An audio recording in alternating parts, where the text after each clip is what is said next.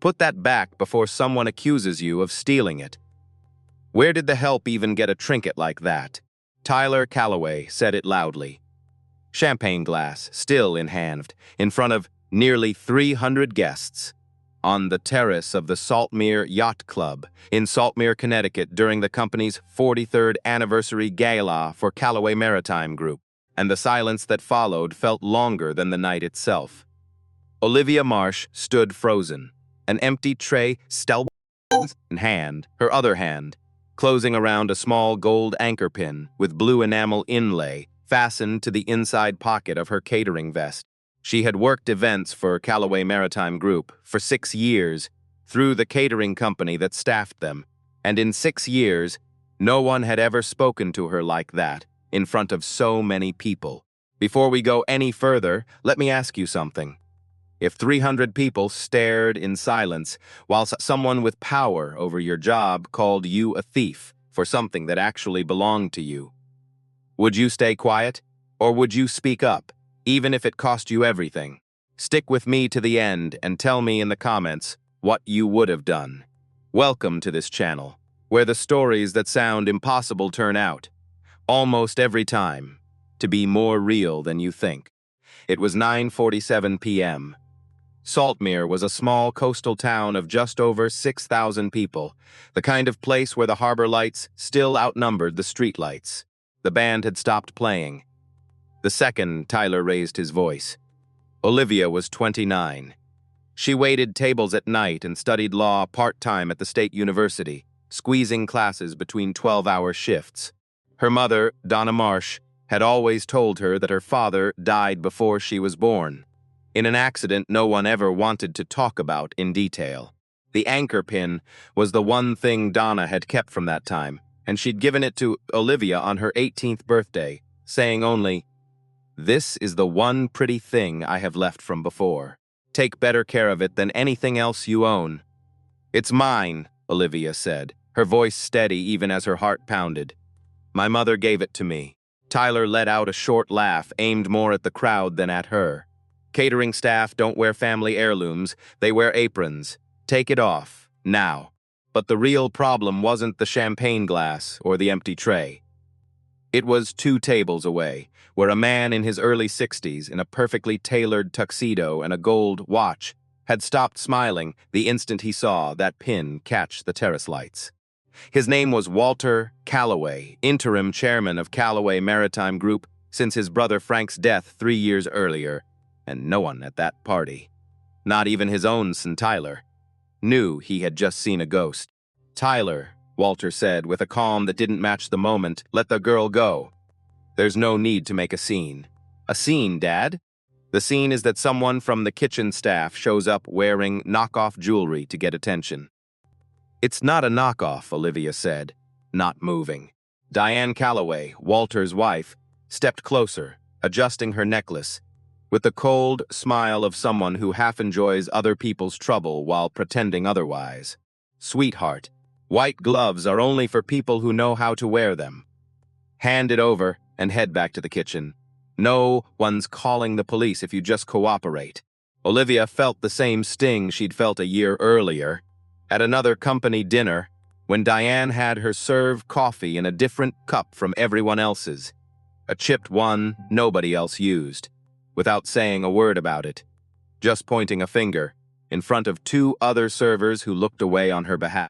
She remembered, too, a warehouse opening 8 months back, when a guest asked her full name with strange insistence, and Tyler, without her even noticing at the time, had cut in with, "Don't bother, they're all interchangeable, no point learning the names." She remembered, too, that over the last 8 months, the same catering agency had assigned her to 3 private Callaway Maritime Group events in a row for no reason she understood, always with the same odd instruction from the head office. "Make sure she's the one working the head table." The last of those 3 times, an older woman in a dark headscarf, who Olivia had taken for just another guest, reached out to collect an empty glass from her tray and, on handing it back, slipped a small card between Olivia's fingers. "Pratt & Holloway, attorneys at law, no explanation given." Olivia tucked it in her bag, figured it was a mistake, and nearly forgot about it. At the time, she'd thought the repeat bookings were good luck. Now, watching Walter's face, she understood someone had been watching her for months. Tyler took a step toward her and reached for the pocket of her vest. "Give it to me." Now, Olivia stepped back, shielding the pin with her hand. No. A murmur rippled through the nearby tables. A few guests pulled out their phones to film. A local newspaper reporter, credentialed to cover the anniversary, drifted closer with his camera, sensing this was about to be more interesting than the scripted toast he'd been hired to photograph. "Tyler," Walter said again, the tension now plain in his voice, "I'm asking you one last time. Let it go. Why do you care so much about a waitress and a piece of costume jewelry, Dad?" Walter didn't answer, and that silence weighed more than any order he could have given. "Stay with me a little longer, because what's about to happen on that terrace is going to change the company, the Calloway family, and Olivia Marsh's entire life." Arthur Pratt, the family's estate attorney for the past 31 years, rose from his seat at the head table. He'd spent the whole evening with a sealed envelope resting on his knees, the same one scheduled to be opened that night as part of the program. The traditional founder's letter that Frank Calloway had arranged to be read at every major company anniversary. What nobody on that terrace knew, not even Walter, who'd spent 3 years believing he controlled every document the company had, was that envelope didn't only hold a sentimental letter. It also held a legal codicil, drawn up and notarized barely 2 weeks before Frank's death. One none of Calloway Maritime Group's in-house lawyers had so much as glanced at since. "Mr. Calloway," Arthur said, addressing Tyler in an even tone, "before this incident goes any further, I think it's time he moved up the reading of your uncle's letter. It might help put things in perspective." Tyler, still reaching toward Olivia, frowned. "What does that have to do with this?" "That," the attorney said, slicing open the envelope with a silver letter opener, "is exactly what we're about to find out." The music had gone completely silent. The waitstaff froze near the kitchen doors. Olivia felt her knees shake, but she didn't let go of the pin. Arthur pulled 2 documents from the envelope. He read the ceremonial letter first, short, full of lines about hard work and loyalty that Frank Calloway had always demanded of his company. The guests applauded, same as every year, but when he finished, the attorney didn't sit back down. He raised the second document, much thicker, a notary seal visible even from the back tables. "This," he said, adjusting his glasses, "is a testamentary codicil signed by Frank Calloway on March 14th, 2 weeks before his death, and held in my office under a clause requiring it be opened publicly at whichever anniversary he himself designated. Tonight that anniversary has arrived." Walter stood up so fast he knocked over his glass. "Arthur, that wasn't on the schedule. Let's talk privately." "Mr. Calloway, you know, a registered codicil can't be postponed at a third party's request. I'm sorry."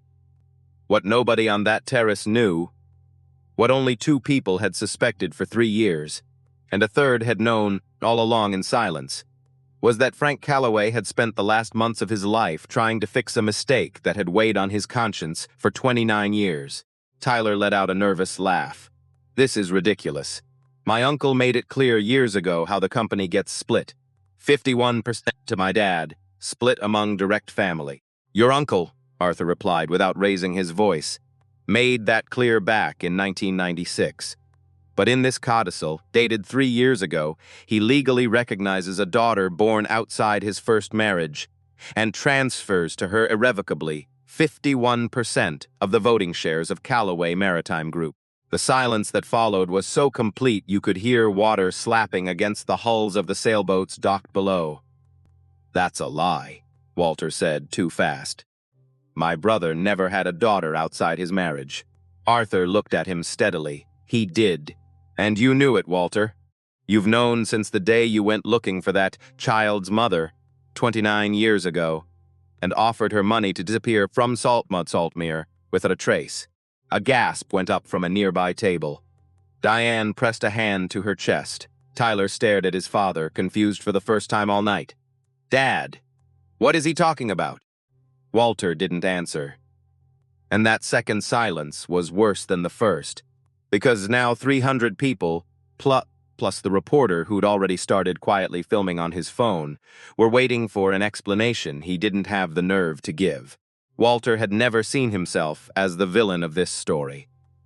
For 29 years, he'd told himself he'd acted to protect a company that, back in the late 90s, would have been sunk by that kind of scandal right as it was expanding its shipping routes up the eastern seaboard. In his own mind, paying a hotel waitress to vanish with her newborn daughter hadn't been a crime. It had been, as he saw it, a painful but necessary business decision, the kind of sacrifice only someone who'd spent 30 years holding the family name together could understand. Arthur continued, now addressing the whole terrace. The codicil identifies the heir by full name, date of birth, and her mother's name. Frank was very specific, almost as if he knew someone would try to stop this reading from ever happening. Tyler, still not fully grasping what was unfolding, glanced toward Olivia, almost against his will, as if part of him had already started to suspect something the rest of his mind was still refusing to accept. "Read it," Tyler said, his voice cracking. "Just read it." Arthur looked down at the document. The recognized heir is Olivia Marsh, daughter of Frank Calloway and Donna Marsh, born May 9th, 29 years ago, at Saltmere General Hospital. The anchor pin suddenly seemed to weigh twice as much in Olivia's hand. 300 pairs of eyes turned toward her. The empty tray she was still holding slipped from her other hand and shattered on the terrace tiles. A sound nobody, in that moment, really seemed to hear. "That's impossible," Tyler whispered. "She's a waitress." "She was a waitress, son," said a voice from the terrace entrance, rough with age and emotion. "Tonight, she's the owner of the company you work for. If you'd been Olivia in that moment, would you have wanted to keep listening? Or would you have run off that terrace and never looked back? Tell me in the comments when we get to the end, because what comes next might surprise you even more." Everyone turned toward the entrance. A woman in her mid-50s, in a simple dress, her hair tied back under a dark scarf, was making her way forward, leaning on the arm of a security guard who hadn't known how to stop her. She carried a small, rusted metal box pressed against her chest. "Pearl," Walter said, going even paler than he already was. "You should be retired at home." "I spent 22 years as Frank's secretary," she answered, not slowing down. "And I kept this box in my closet for the last 3, waiting for the day someone would finally have the nerve to open it in public. Looks like that day decided to come on its own." Pearl Jenkins reached the head table and set the box down in front of Arthur Pratt. Inside were letters, receipts, a handwritten ledger, and an old photograph of a young man and a shy, smiling young woman, both standing near the very same dock where the company's flagship yacht was now moored. "That photo is of Frank and Donna Marsh," Pearl explained. "I took it myself, right at this harbor, 30 years ago, before Walter decided that Love Story was costing the company too much. Frank had met Donna at the harbor diner, where she poured coffee for the fishermen. Long before Calloway Maritime Group had glass-walled offices, they'd seen each other in secret for almost 2 years. In a town where everyone knew everyone, where a Calloway couldn't be seen walking with a diner waitress without word getting back to the family within the hour. Frank, already separated from his first wife, but still unable to finalize the divorce under pressure from his own brother, had promised Donna that as soon as the paperwork was settled, he'd marry her in front of the whole town on that very same terrace where 300 people were now hearing the secret. He never got the chance to keep that promise. The moment Walter found out about the pregnancy, he moved before his brother could. Olivia, still reeling from the weight of hearing her own full name spoken aloud in front of 300 strangers, felt the anchor pin in her hand. Stop being just a pretty keepsake from her mother. It was proof that the father she'd never met had once worn it, in some photograph, on some date, before giving it to the woman he loved in secret. Walter tried to regain control of the room. This is a setup. Pearl, you worked for me too. You know the company needed stability back then, not— Don't talk to me about stability, Walter, Pearl cut in. Talk to me about the night you sent 2 men to the boarding house where Donna was living, with a check and a warning. Talk to me about the paternity waiver letter you drafted yourself and tried to get Frank to sign, then forged his signature on when he refused. Another gasp, this time from Diane, who sank into the nearest chair. Walter, you forged your own brother's signature? What Olivia didn't know. What not even Tyler, sitting a few feet from his father, had ever suspected was that the bank account ending in 7790, registered to a shell company Walter had set up offshore, had been quietly collecting the dividends on that 51% stake for 29 years, dividends that legally were never his to take. Arthur lifted another sheet from Pearl's box. Here's a certified copy of the original paternity acknowledgement, signed by Frank Calloway at a notary's office in Hartford, the same day the child was born. Walter hid this document for nearly 3 decades and altered company records so his brother's stake appeared to be split only among the legally recognized children. Listed in the 1996 will. Tyler stood up abruptly, his face falling apart. This cannot be happening the same night they were going to name me CEO. Maybe that's exactly why it's happening tonight, Olivia said, finding her voice at last. You were about to inherit something that was never fully yours to begin with. Tyler looked at her, still grasping for something to hold on to. You can't be my. None of this makes sense. If this is true, you'd be my cousin. Pearl finished without an ounce of sympathy. Younger than you, but your cousin. Tyler's face cycled rapidly through disbelief, shame, and finally something close to fear as it sank in that the woman he'd just publicly accused of theft was now, as of that exact moment, the single most powerful voting shareholder in the company he'd expected to run. I didn't know any of this, he said, trying to soften his tone. If I'd known, I never would have spoken to you that way. Olivia looked at him with a calm that surprised even her. But you knew how to speak to me that way without knowing. That says more about you than any will ever could. Tyler had nothing to say to that. He looked for support among the guests nearby, like a man searching for a life raft in water that had suddenly gotten much deeper. You all know me. Tell me this can be settled privately.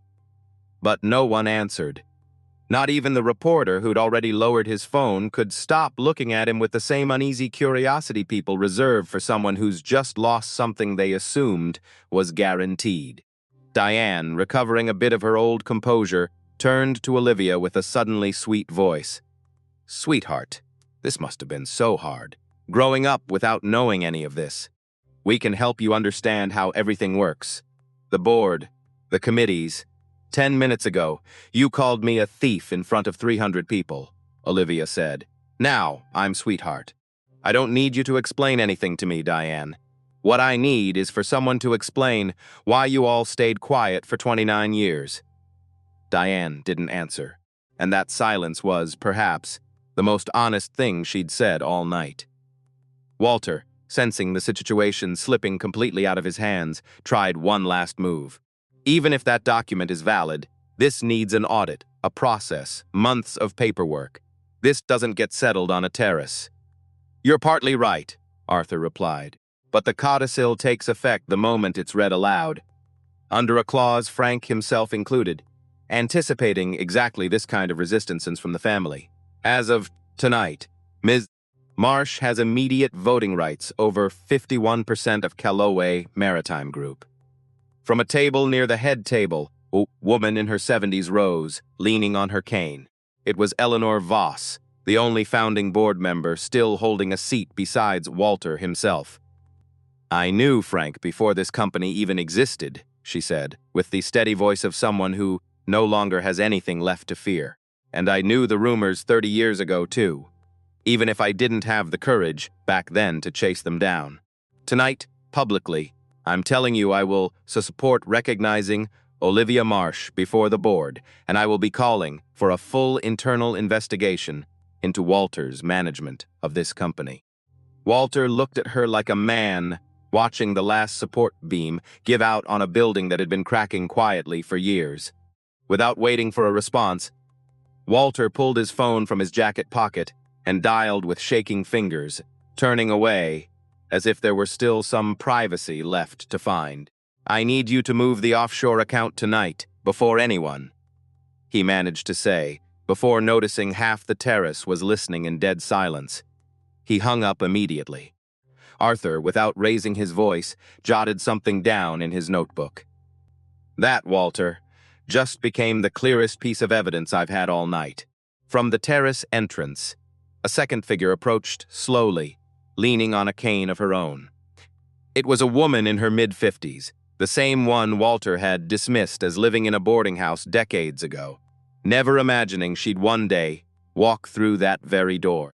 "Mom," Olivia whispered, feeling the floor of the terrace tilt under her feet. "How did you?" Donna Marsh stopped a few feet from her daughter, eyes filled with tears she'd been holding back for 29 years. "I saw it on the local news stream, sweetheart. The second I heard your full name on the bar TV where I work, I knew there was no point staying quiet any longer." "Let's settle this privately right now," Walter insisted, taking a step toward them.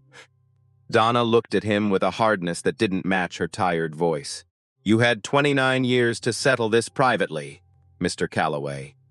Tonight it gets settled here, in front of the same people who clapped when I was driven out of this town, like I was the disgrace, instead of you." Olivia felt the tears she'd been holding back since the first insult finally start to fall. But this time they weren't tears of humiliation. "Why didn't you ever tell me about him?" she asked her mother, voice breaking. "Why did you let me believe my father died in an accident?" Donna took a deep breath. "Because every time I thought about telling you, I remembered the faces of those men who showed up at the boarding house.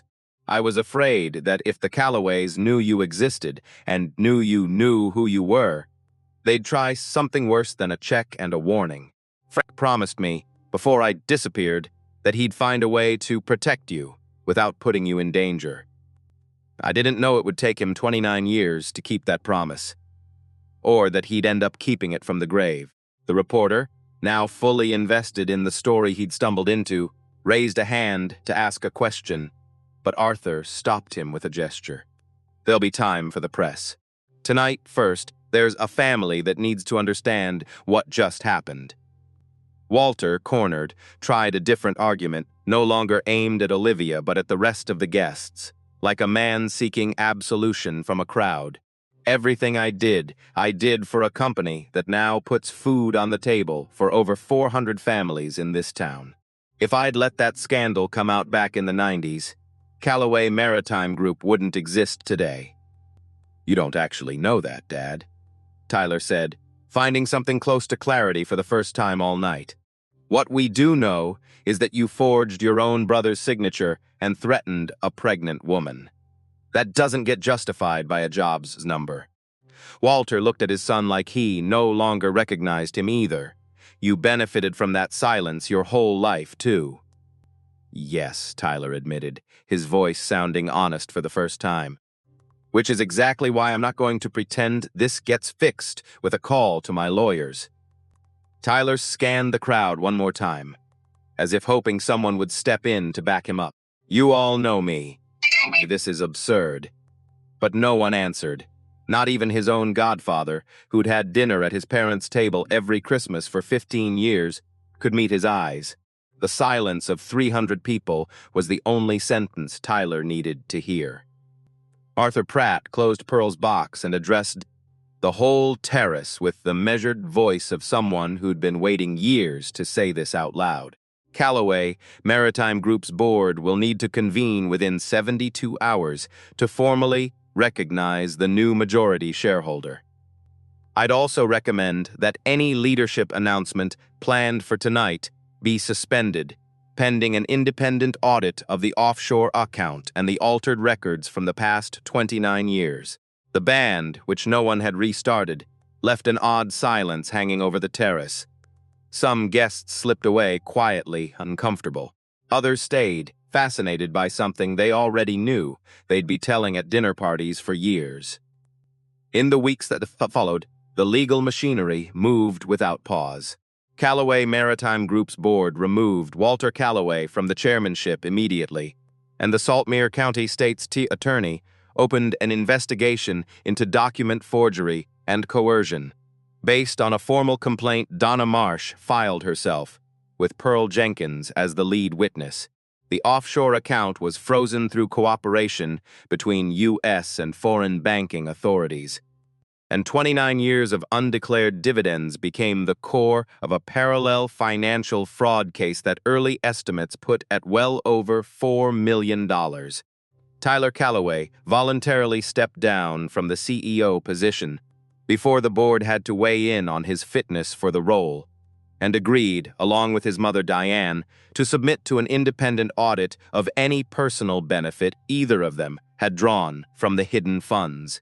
The catering company Olivia worked for lost nearly half its client contracts within a month, as clients quietly distanced themselves from the scandal.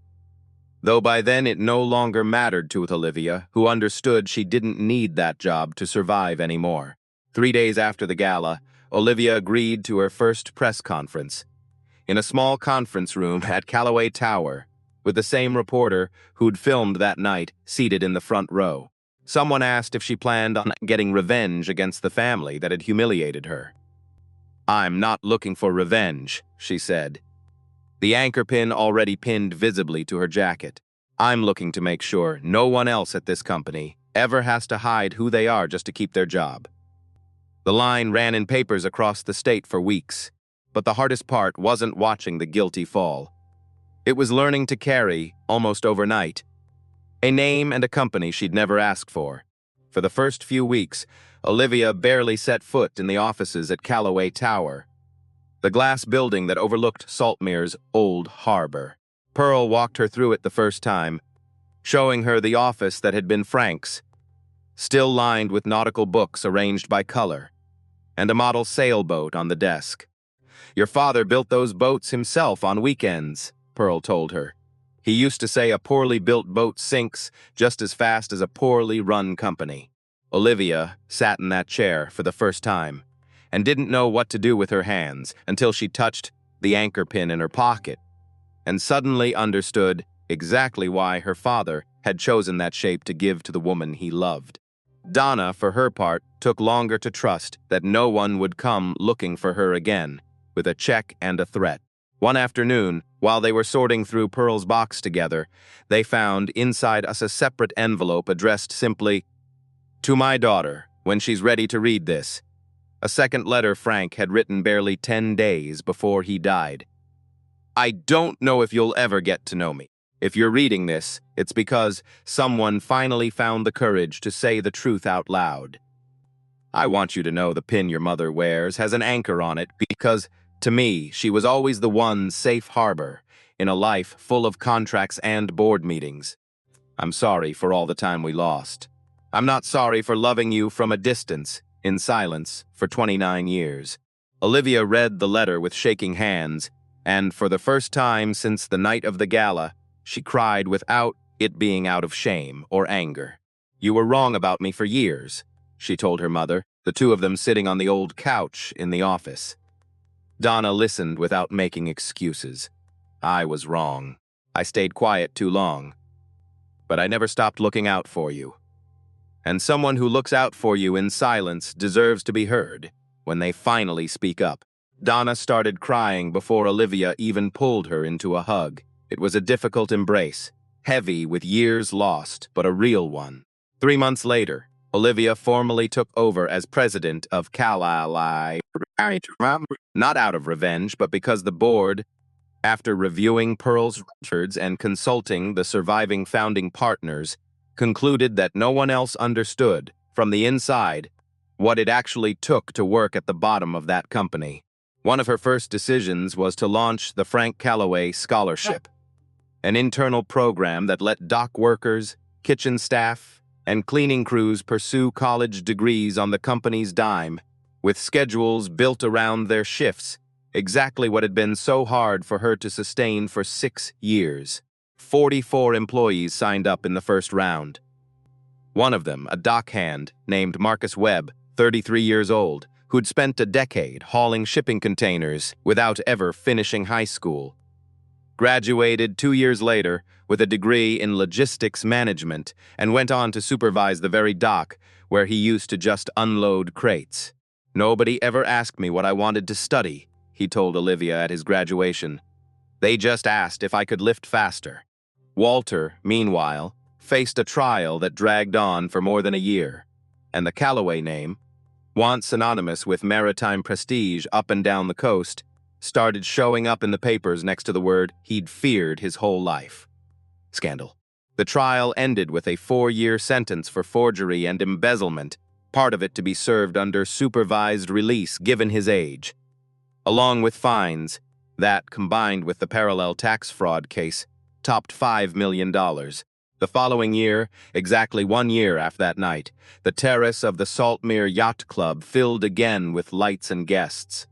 Olivia wasn't wearing a catering uniform or an over-the-top gown.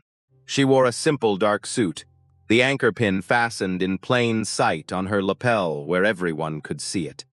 She walked to the same spot where Tyler had accused her of theft a year before, touched the railing where the glass tray had shattered, pressed her hand to the pin, and smiled. "A year ago, in this exact spot, I was told that catering staff don't get to wear family heirlooms," she said, addressing the crowd. "Today, I know the shame was never in my apron. It was in the silence of the people who knew the truth and chose protecting themselves over justice." Some applauded. Pearl, in the front row, pressed a handkerchief to her eyes. Donna, sitting beside her, smiled without hiding anything behind it for the first time in a long while. On her way out that night, Olivia ran into a young woman of about 21 in the lobby, wearing the same catering uniform Olivia had worn for 6 years, hands shaking slightly with first-night nerves, balancing a tray. "What's your name?" Olivia asked, stopping. "Brianna," the girl answered, looking down a little. "First big event for me. People keep telling me to be careful around the important guests." Olivia smiled, a mix of warmth and memory. "Be careful about how people treat you, not about who you are. And if anyone ever tells you that you don't belong somewhere, remember that the woman who owns this company was carrying the same kind of tray as you, exactly 1 year ago." And that night, as the lights of Saltmere's old harbor reflected off the still water, Olivia understood that her story hadn't ended with a recovered inheritance, or with revenge against the people who'd humiliated her. It had ended with something bigger. A woman who was called a thief in front of 300 people, and who turned that very night into proof that dignity never depended on the job title someone holds in a room, but on the truth they're willing to stand by when everyone is watching. If you made it this far, tell me in the comments. Have you ever been judged for your job? Or how you look before anyone bothered to find out who you really are? This story might not be the last one. Your story could be the next one. Subscribe and hit the bell so you don't miss the next story. This channel is for you. For anyone who knows life has twists even the best novel couldn't make up.